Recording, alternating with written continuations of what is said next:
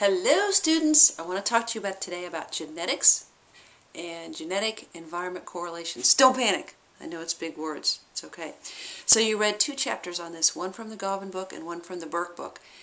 And what I really want to talk to you about is how genetics and environment work together and are correlated. That's pretty cool. Let me lay this out for you. Your genes affect your environment. That's a big deal. And the recent research has shown really that your environment can affect your genes across a very short number of generations. Your genes affect your environment so much to the extent that your genes and your environment are correlated. That's a lot, right? What that means is that this whole question about nature versus nurture, it's really a dumb question. It doesn't make any sense. Because it's not nature versus nurture. It's obviously nature and nurture. And obviously they interact, and they interact in complex, nuanced, rich ways that we're never really, never going to understand, but it's tough. It's really complicated to understand them. So there's three main ways they interact, okay? And this is important. This is on the licensing exam.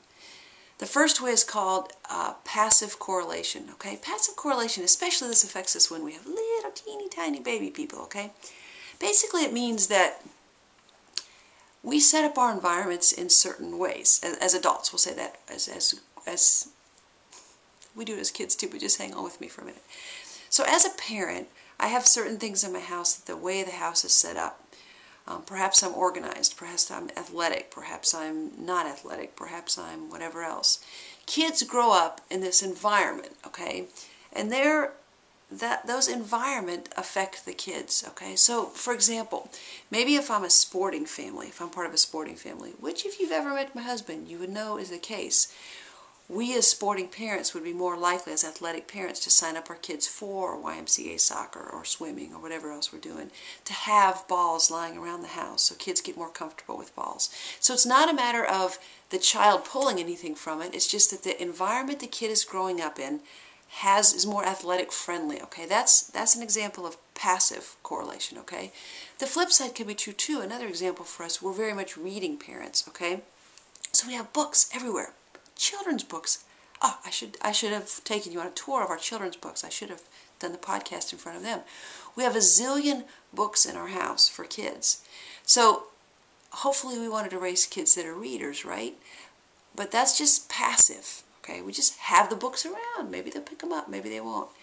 Okay, the second way that environment and genetics work together is called evocative correlation, okay? Basically, this is what the child pulls for from us. We respond differently to different kids. So we take a look at a kid and we say, oh, this kid is sturdy, or this kid is strong, or this kid is athletic. He's got good hand-eye coordination, or she's got good hand-eye coordination.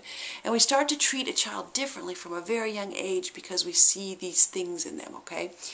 My best example of this is when Naomi, our 11-year-old daughter now, was younger. They were having this big giant race of all of the kids in the neighborhood, okay? And it was organized and it had a route and whatever.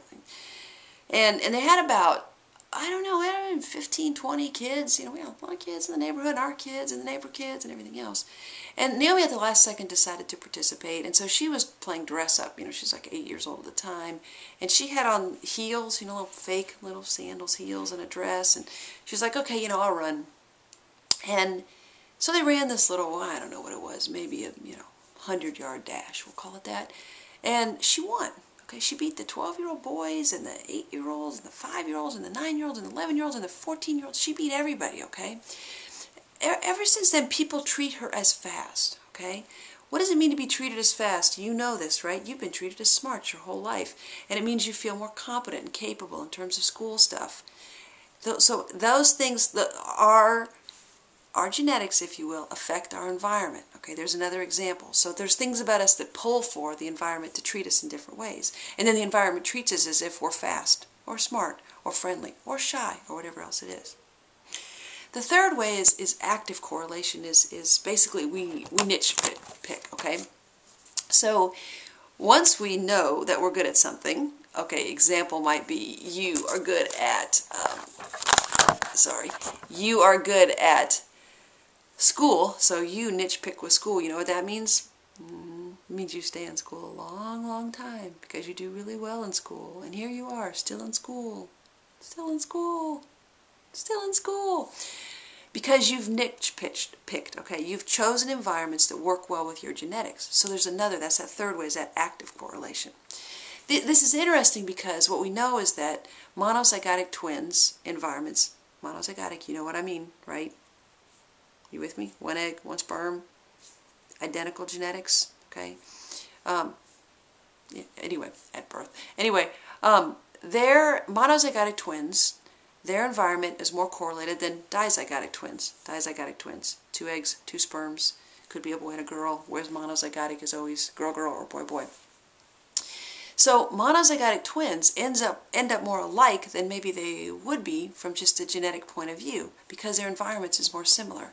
Let me make it concrete for you. I really recommend this highly for all developmental psychologists, but we happen to have a set of monozygotic twins. That's awesome, right? It's great. I really highly recommend that.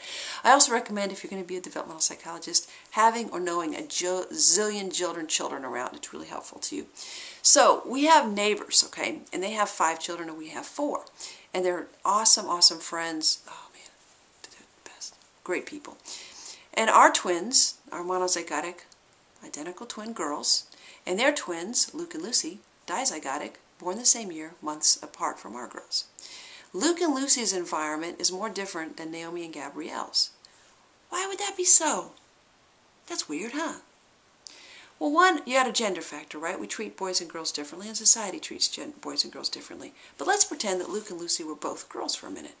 They would still get treated more similar if they were identical than fraternal, than dizygotic. Why is that? Let me explain it to you from a parenting point of view of someone who's been there.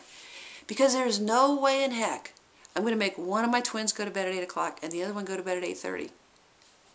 Really? Who's going to listen to those complaints forever, right? How come she gets to stay up till 8:30? That's not fair. And there's no way that if one of them is having chicken noodle soup, I'm going to make bean with bacon soup for the other one. Are you serious? I'm going to wash 2 bowls? It's not going to happen. It's chicken noodle soup day. Everybody's having chicken noodle soup. And if one of them was wearing sunscreen, the other one's going to wear sunscreen. I'm going to let one burn and just say, no, only Naomi, you only lather up. Gabrielle, you don't have to lather up. Not going to happen, right?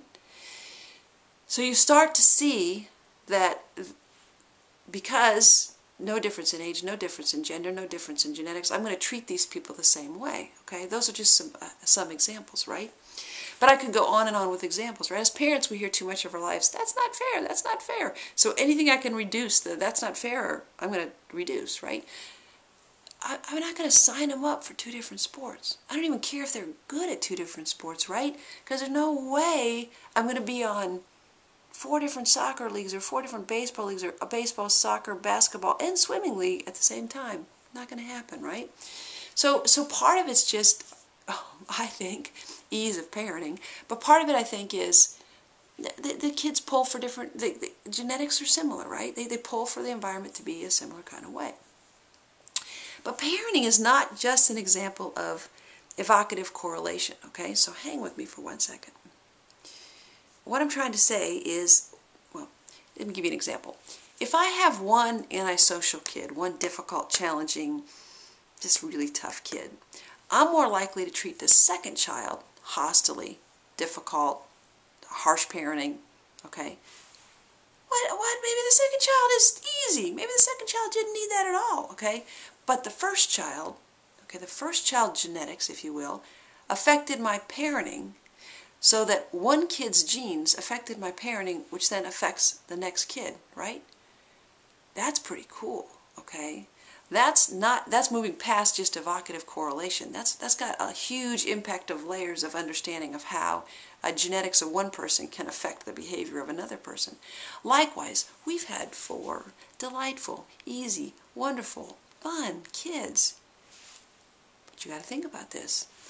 The genetics of one of those entirely fun, delightful, smart, cool kids affected me to be more relaxed and a more easier parent and less stressed and less yelly and less everything else for the next 2 kids, the twins, and for the 4th little dude, right? Because the one set it up for the next. And it started on like a good path instead of starting on like a difficult path. So it turns out that parents' behavior is more correlated across their kids as far as how hostile they are or how warm they are, instead of necessarily just per kid. It's correlated per kid too, but it's not just correlated to, kids' behavior and parenting style, but it's also correlated across kids. Are you with me? That's powerful, people. That's good examples of how genetics and environment interplay. On that note, that's all I have to say about that. So, talk to you later.